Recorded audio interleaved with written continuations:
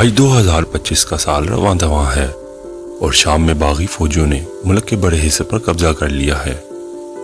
ٹھیک آج کے دن شام میں پچھلے سال بشار الاسد کی حکومت تھی۔ 2016 میں بشار الاسد کی فوج نے باغی فوجیوں کو ایران اور روس کی عسکری مدد سے ملک بدر کر دیا تھا۔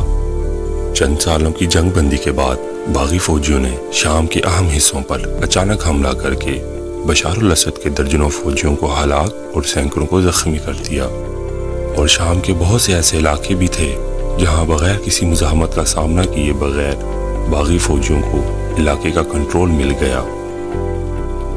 ایران اور روس بشار الاسد کے اتحادی ہیں۔ سیرین آبزرویٹری فار ہیومن رائٹس کے مطابق 2016 کے بعد ہفتے کی شام روس نے پہلی بار حلب پر فضائی بمباری کی۔ ان کے مطابق روس نے حلب پر 23 میزائل داغے۔ روس کی میڈیا کا ان حملوں کے بارے میں کہنا ہے کہ روس کی فوج نے شام میں مبینہ باغی گروہوں پر حملہ کیا، اور روسی ترجمان کی جانب سے ایک خبر یہ بھی آئی کہ روس شام میں امن قائم رکھنے کے لیے حکومت کی حمایت جاری رکھے گا۔ حلب پر ابتدائی حملے حیات التحریر الشام کی جانب سے ہوئے۔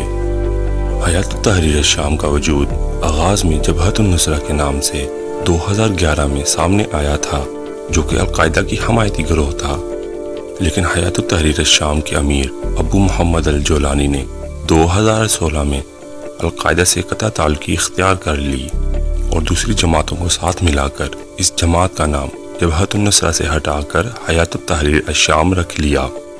لیکن دوسری جانب ایران یہ بات بالکل ماننے کو تیار نہیں کہ شام میں اب حیات التحریر الشام کی حکومت ہے۔ ایرانی نیوز ایجنسی کے مطابق لبنان میں ایرانی سفیر مجتبیٰ امانی کا ماننا ہے کہ حلب میں حیات التحریر الشام کے قبضے کی خبریں غلط ہیں، جو کہ سائبر عالمی پھیلا رہی ہے۔ یہاں اہم بات یہ ہے کہ 2016 میں باغی فوجیوں کو شام سے نکالنے میں روسی فضائیہ، پاسداران انقلاب، حزب اللہ، پاکستان انتہا پسند تنظیمیں فاطمیون، زینبیون اور قاسم سلیمانی کی لیڈرشپ نے بشار الاسد کا بھرپور ساتھ دیا تھا۔